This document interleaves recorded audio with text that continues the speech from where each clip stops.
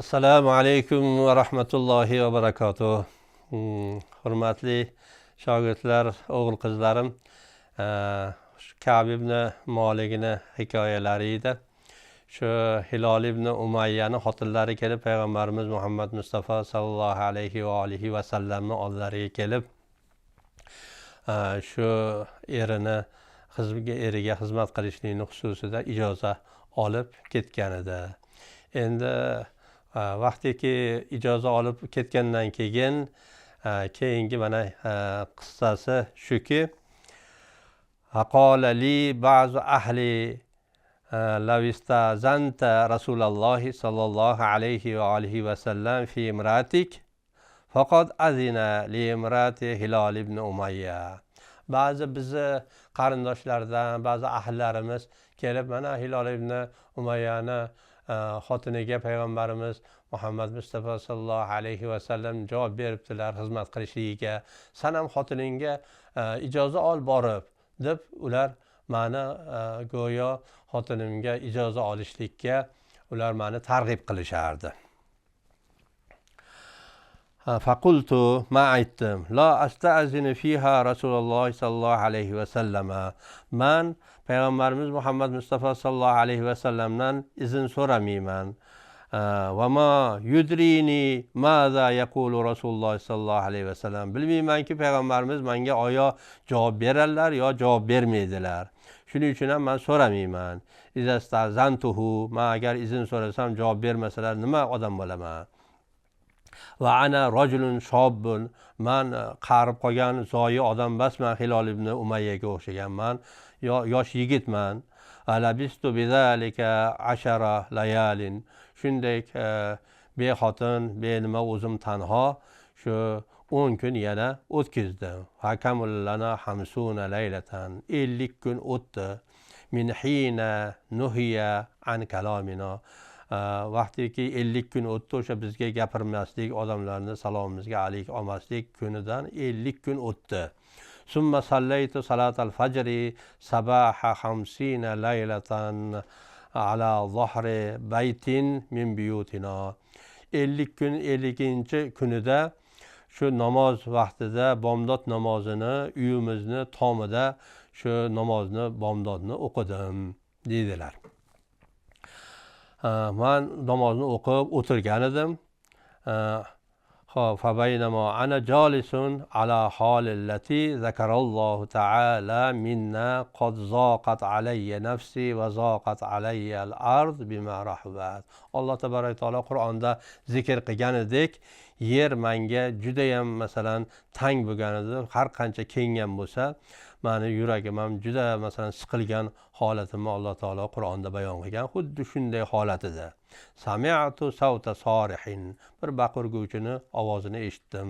Bir baqirguvchi shunday baqirardi. Sali tog'ning tepasida turib, yaqul bi'ala savtihi, juda ham baland ovozda. Ya Ka'b ibn Malikin abshir. Ey Ka'b ibn Malik, senga bir bashorat, senga xush xabar. فحررت ساجدا وعرفت أنه قد جاء فرج. darrov bildimki bir najot kelibdi, bir go'yo yaxshilik oldimda keldi deb darrov sajdaga boshimni qo'ydim deydilar. Sajda qildim, Allohga shukr qildim. Parvardigoro meni najot bergin bunday holatdan. فآذن رسول الله صلى الله عليه وسلم الناس بتوبة الله عز وجل علينا حين صلى صلاة الفجر. Namoz bomdodni o'qiganlaridan keyin payg'ambarimiz Muhammad Mustafa sallallohu alayhi va sallam Allohni tavbalarini qabul qildi bu 3 kishini degan go'yo tavbani qabul bo'lganligi xususidagi gaplarini go'yo sahobalarga aytdilar. Azhaba qibala sohibayya, ketdi bir qancha odamlar bashorati bergani, go'yo xush xabar bergani ikkita do'stimni oldiga. Va rakaza ilayya rajulun farasan, men tomonga bir odam tomda qarab turibman, ot yugurtirib kelyapti. Va sa'in min aslam qabilasidan bir odam qibali mana arqamdan va avfa alal jabali jabalni tepasida turib va kana sautu asra minal farasi u ot yugurtirgandan ham ko'ra uni ovozi tezroq qulog'imga keldi. فلما جاءني الذي سمعت صوته يبشرني نزعت له ثوبي وكسوتهما. keyin bularga vaqtiki eshitganimdan keyin bu xush xabarni man ustimdagi ikkita go'yo choponimni kiyimimni yechdimda bularni darrov Allohning yo'lida o'sha xabar berguvchiga kiygizdim. Vallohi ma amliku g'ayraha. Man bironta bundan boshqa libosim yo'q edi. Shunday bo'lsa ham xursand bo'lganimdan shu ustimdagi ikkita libosni o'sha xush xabarchilarga kiygizib yubordim. Vasta'artu savbayni va labistuhuma. Ba'z oriyatan ikkita libos oldimda keyin uni kiydim. Fantalaqtu ata'ammamu Rasululloh sallallohu alayhi va sallam. Payg'ambarimizni qasd qilib shu yerdan masalan chiqib ketdim. Yatalaqqani nasu fawjan yuhanni'unani bittawbati. Ya'ni tavbamiz qabul bo'lganligi uchun bizni tabrik qilishardi. Guruh odamlar kelishib, yaquluna li menga aytishardilar. Litahnika tavbatullohi alayka. Tabrik bo'lsin, Alloh seni tavbangni qabul qilibdi.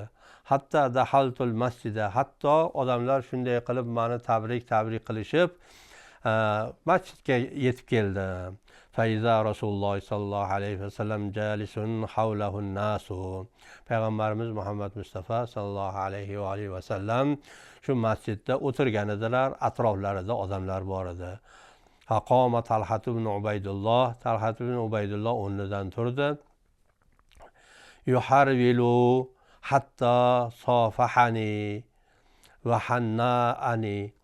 Men bilan kelib qo'li berib ko'rishdi va tabrikladi meni. Vallohi ma qama rajulun. Allohga qasamki boshqa hech kim turmadi. Minal muhojirina, muhojirlardan g'ayruhu, undan boshqa hech kim turmadi. Faqat shu birodarim turib kelib, quchoqlab, qo'limni salomlashib meni tabrikladi. Fakana Ka'b la yansaha li Talhata. Talhani mana shu qilgan ishini hech esidan chiqarmas edi.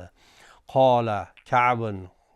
Ka'b aytadilarki, falamma sallamtu ala rasulillahi sallallohu alayhi va sallam qola va huwa yabruqu wajhuhu minas sururi.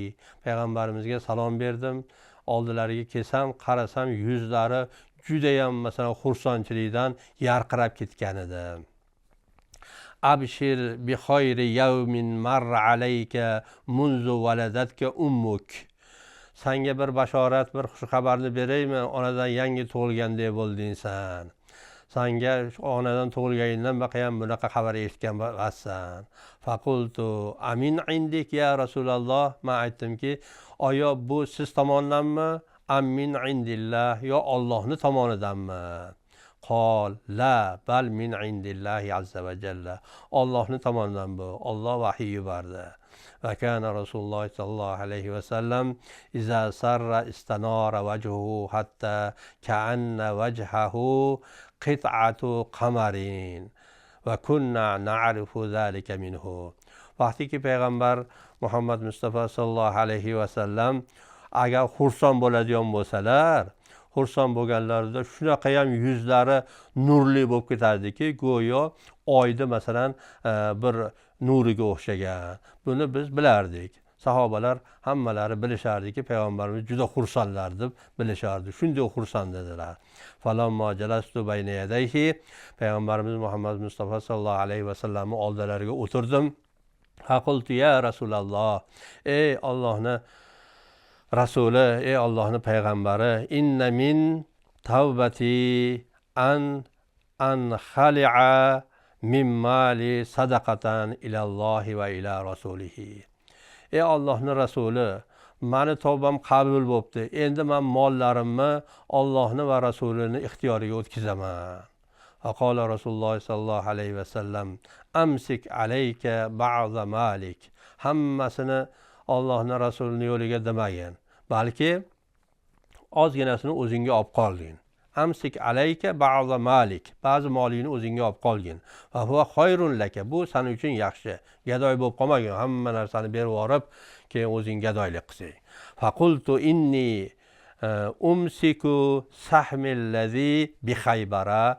Xaybarda menga ulush bergan edingiz, o'sha ulushni bo'lmasa olib qolaman yo Rasululloh. Qolgan hamma molimni sizni ixtiyoringizga topshiraman.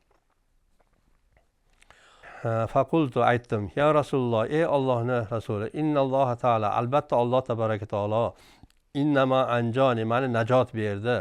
Bu sidq bilan, ya'ni rost gapirdim, Alloh taolo meni najot berdi. Ya'ni sidqda najot bor deb hamma, masalan, sahobalar ham aytishardilarki, as-sidqu najot. Ya'ni sidqda najot bor. Va inna min tavbati, albatta meni qilgan tavbam, Alloh uhaddisa illa sidqan. Bu meni rostgo'yligim uchun, mobaqitu, qolgan umrimda ham bu meni uchun, yana men shunday deymanki, qolgan umrimda ham hech yolg'on gapirmasam, doimo men rost gapirsam. Allohga qasamki, men bilmayman biron odamniki musulmonlardan Alloh taolo bunday sinagan bo'lsa, to'g'ri gap bilan Alloh tabaraka taolo sinagan bo'lsa, munzu zakartu zalika li Rasululloh sallallohu alayhi vasallam, shuni vaqtiki payg'ambarimizga aytganimdan keyin ahsana mimma ablaniyallohu taala, Alloh taolo meni bu yo'lda eng yaxshi sinov bilan meni sinadi. Vallohi ma ta'ammattu kizbatan munzu qultu zalika li Rasululloh sallallohu alayhi vasallam ila yawmi hada. Shu bugungacha boshqa men qasd qildimki, yolg'on gapirmayman payg'ambarimizga degan qasdni qildim. Va inni la arju ay yahfazani Allohu taala fi ma baqiya. Qolgan umrimda ham Alloh tabaraka taolo meni shunday masalan muhofazat qilsa, boshqa tilimga yolg'onni joriy qilmasa, rost gapirsam deb shu rostimda qoldim. Boshqa men umrimning oxirigacha boshqa yolg'on gapni hech vaqt zararimga bo'lsa ham gapirmadim deydilar. Bugungi darsimiz ham mana shu yerda tugatamiz inshaalloh. Ertaga qolgan qissani inshaalloh o'qib sizlarga aytib beraman. Assalomu alaykum va rahmatullohi va barakatuh.